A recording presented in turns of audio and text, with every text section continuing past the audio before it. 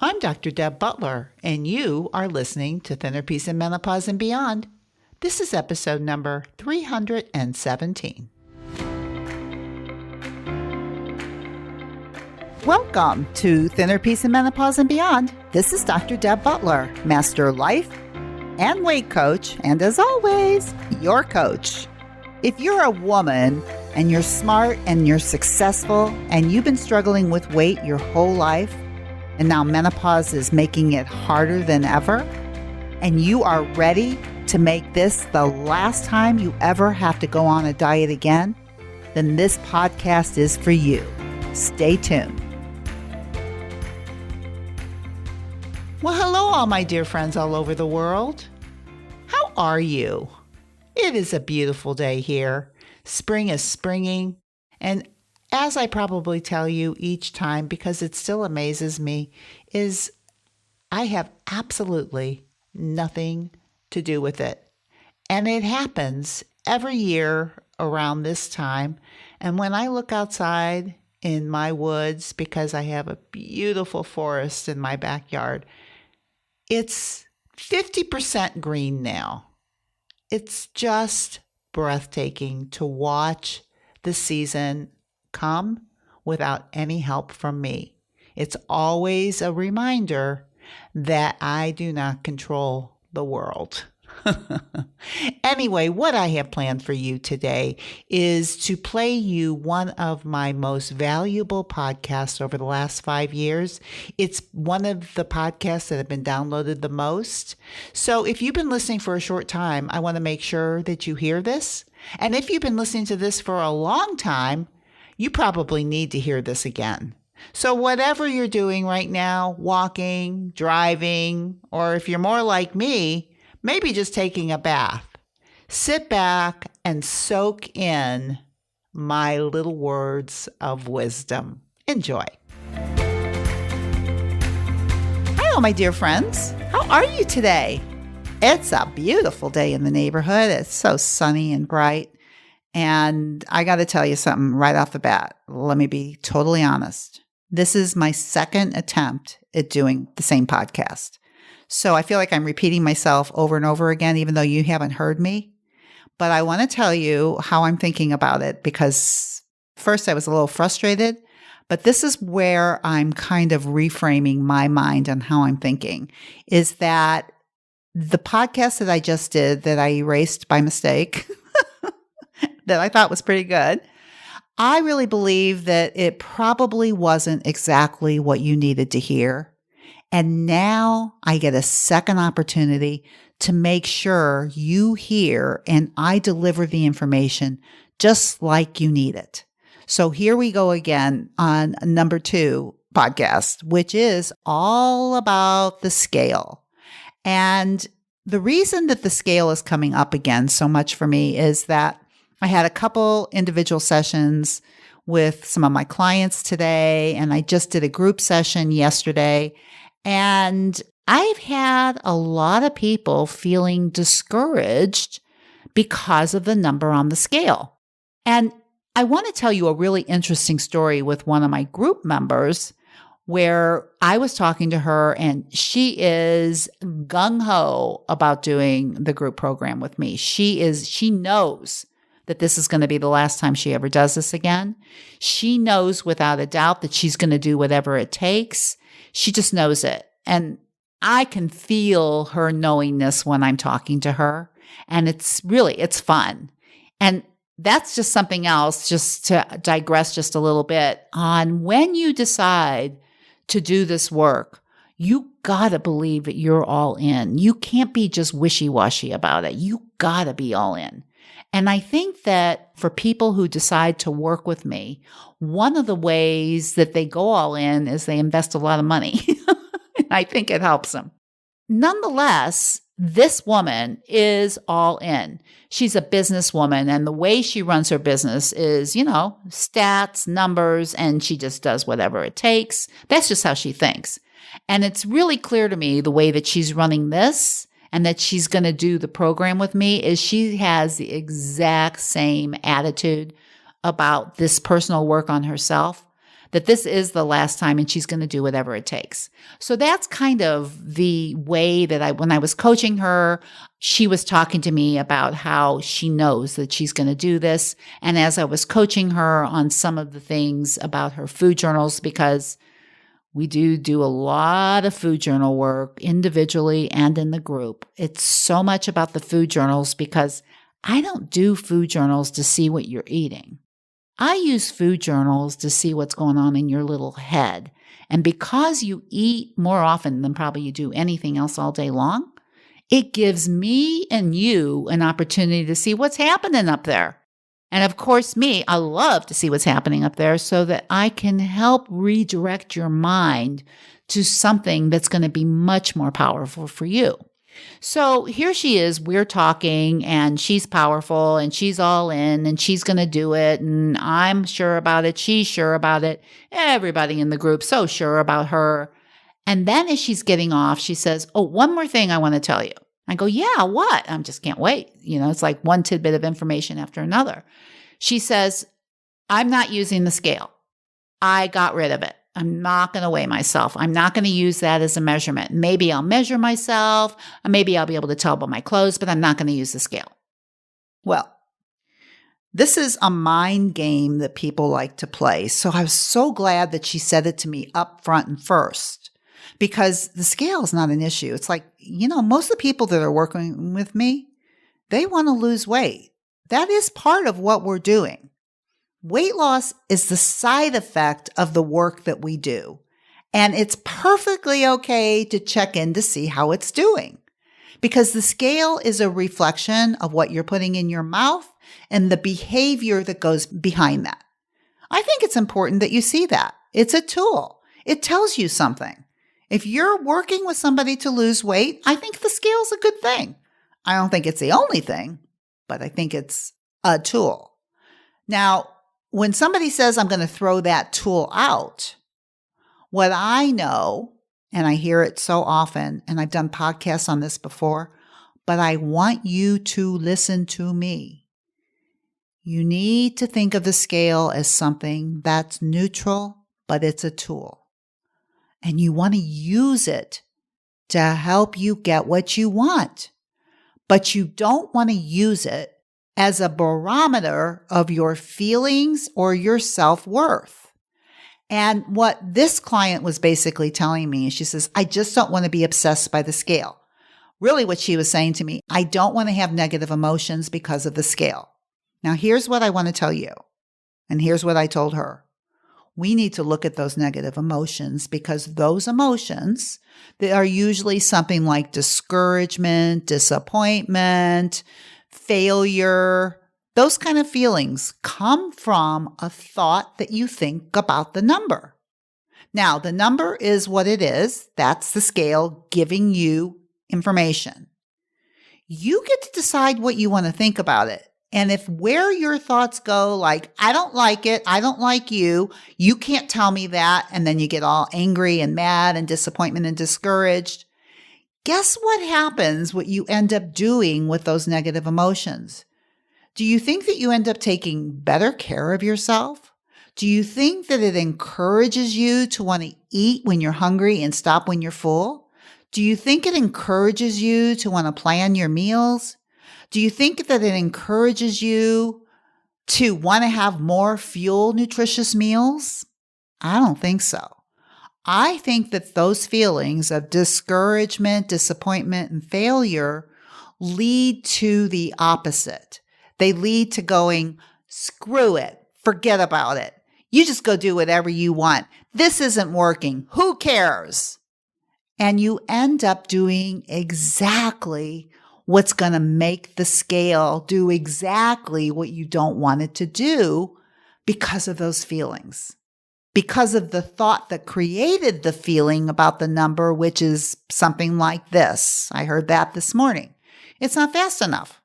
Oh my gosh. If I could tell you how many times I've heard that thought, if I could tell you how many times I've thought that thought, that would even be more. Yeah. Oh my gosh. When I would go to Weight Watchers, it was all about, oh my God, how fast? When can I be done? which is exactly what one of my clients said today. The only reason I'm in a hurry because I want to be done with this. I don't want to be thinking about it anymore. I don't want to be obsessed with it. But guess what? This is something you need to learn how to handle. You need to learn how to handle your mind, and you need to learn how to handle your mind around the scale so that you can use it to get what you want. So if you notice, as my client this morning noticed, as my group client noticed, is that for her, a scale was like torture. To get on a scale was torture for her because of the thoughts that she thought when she got on it. She just didn't want to think it, so she didn't want to get on it. But this is the thing I told her. This is what I told my client this morning, and this is what I'm telling you. You need to get on and see what you're thinking, and then you need to start managing your thinking. Because probably more than what you put in your mouth, you think what you put in your mouth is pretty important, which I'm not saying it isn't. But what you think about that allows you to put what you put in your mouth is probably even more important.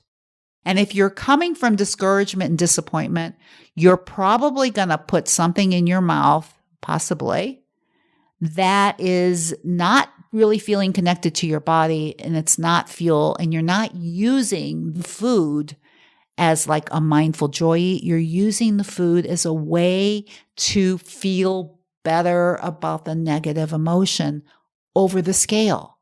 You create the result you're trying not to have. The scale tells you something you don't want. You decide you don't like it. You decide it's not fast enough. You decide it's not working. You create these negative emotions, and then you end up turning on yourself and prove those thoughts. So, do you need to throw the scale out, or do you need to decide to be more aware of what you're thinking when you get on the scale? Guess what the answer is? This is what I told my client in my group. This is what I told my client this morning, is I'm so glad this is coming up for you, because this is one of the reasons that you've been yo-yo dieting, because you've been allowing your thoughts on the scale to decide how you're going to feel and act, and you get results you don't want, and you give up. So, is there anything better that I could possibly tell you today than this? Is don't throw the scale away. Keep the scale, get excited about the scale, and start writing down what you're actually thinking when you get on the scale. Now, if the scale is neutral, in other words, whatever you get on there, whatever the number is, we know that all facts, like with the model, we know that all facts are neutral. The only thing that creates emotion is what we think. So whatever the scale says, it's a done deal. That's what it is. The only thing you have control over after that is what you think about it. And what you think is going to create how you feel. How you feel is going to create what you do. What you do is going to create a result. If the result that you're looking for is to be more connected to your body, to be able to have weight loss, to be able to feel empowered, then you better watch your mind around the scale. You know what? It's probably more important than what you put in your mouth. And I'm just thinking about this as I'm talking to you, is that when I used to go to Weight Watchers all the time, and especially in the beginning years, because I went for 30 years, and when I was younger, I really used to be in a hurry, and it was so much fun to be in a hurry because I could lose weight fast. And the only thing that being in a hurry ever got me, ever, and this is my experience over 30 years, being in a hurry and losing weight fast, it only got me down to a number for a minute.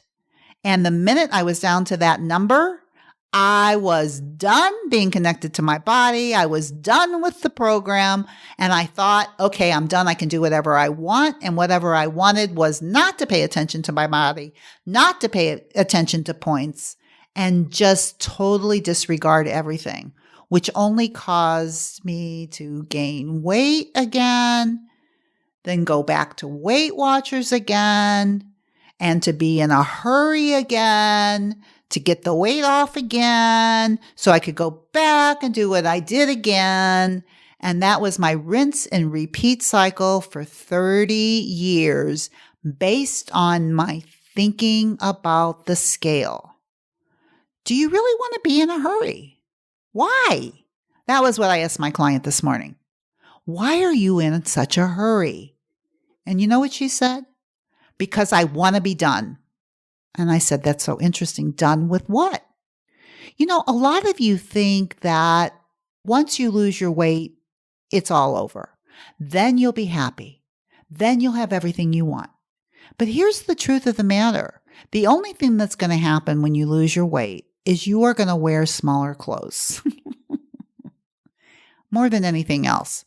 And I'm not saying some other things, physical things might change, but it's not really something where you're going to be happier and more content.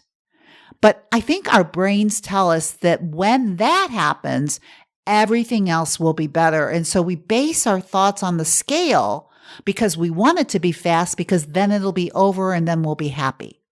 But guess what? Life goes on and something else comes up. And so I think the work for you right now is number one, to be happy with where you are right now. Doesn't mean that you can't still be motivated to take better care of yourself, but to accept yourself where you actually are.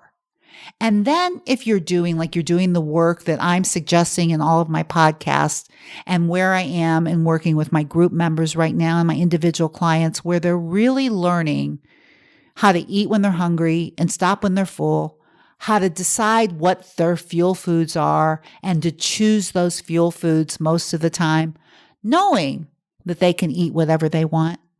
And when they get on the scale, it's a time. The scale then becomes a tool of what are they thinking. More than anything else, it becomes a tool for what you're thinking. Yes, it will show you if you lost weight or you gained weight for the week based on what you put in your mouth and your behavior. But more than anything else, it's going to bring up your thinking. Are you in a hurry? That's interesting if you are. Why? I would ask yourself, why? Like, what are you going to be done with? I got news for you, sweetheart. You're really not ever going to be done. It's going to keep going on and on. But here's the thing, what's not. You're going to have confidence in yourself. You're going to know that you can eat when you're hungry and stop when you're full. That'll be done. You probably will know what your fuel foods are, and you'll probably choose them most of the time. But things will still go on in your mind. The scale will not always do what you want it to do, and you're going to have to manage your mind around it, and you're going to have to manage your mind, period. Because the mind never stops. If it's not one thing, it'll be thinking about another thing. And the beauty about the work that I'm teaching you is how to manage that beautiful mind of yours in order to make this the last time you ever lose weight. But it's not going to be the last time you ever stop thinking. It's not going to be the last time you ever get on the scale and you don't like it. It's not going to be the last time that you don't overeat. It's just that it's going to be the last time that it's going to cause you a problem because you will know what to do. You will know what to think when you get on the scale. You will know what to put in your mouth if you've overeaten. You will know when to eat again. You'll eat when you're hungry and you'll stop when you're full. So think about this. I want you all to be so excited. Get on the scale. Get on the scale in the middle of the day. That's really fun. Watch your brain around that. Get on the scale at night. That's even more fun. Watch your mind around that. But just start watching your mind. And the better you get to know your mind, the better you can manage it. So here's your homework starting now. Get on the scale as soon as you can and write down the thoughts that you're having and see if you can see what those thoughts are creating in terms of a feeling. And just look at it.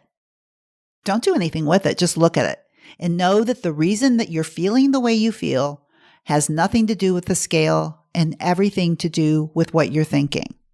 And when you can do that, Then you can start using the scale as a tool, and all the other tools that I'm teaching you, you can put them where they belong and learn how to manage your mind. And listen, if you want to go back and hear some of the things that I said and some of the notes in terms of what I'm talking about, you can always go to my website, drdebbutler.com/257, and you can read all the notes again. But listen, no matter what else you do, as I told my beautiful client in my group, the scale is a tool and your mind is manageable. And like I told my client this morning when she told me that she's in such a hurry to get this done, that this is an opportunity to understand that you're never done and that being in a hurry only creates the problem over and over and over again. You have all the time in the world. That's a beautiful thought. You have all the time in the world to get this right and to learn how to manage your mind. So without anything else that I could possibly say to you, you know what else I'm going to say, and I said it to all of my clients today. When you get on the scale or when you do anything, please, please, please be very, very kind to yourself, and I will see you next week. Bye-bye. If you're loving my podcast and you would like some more information to be able to follow along with, then please go to drdebbutler.com/change, and you can get a free copy of my companion book that goes with this podcast that I refer to in many different episodes. That is drdebbutler.com/change, CHANGE.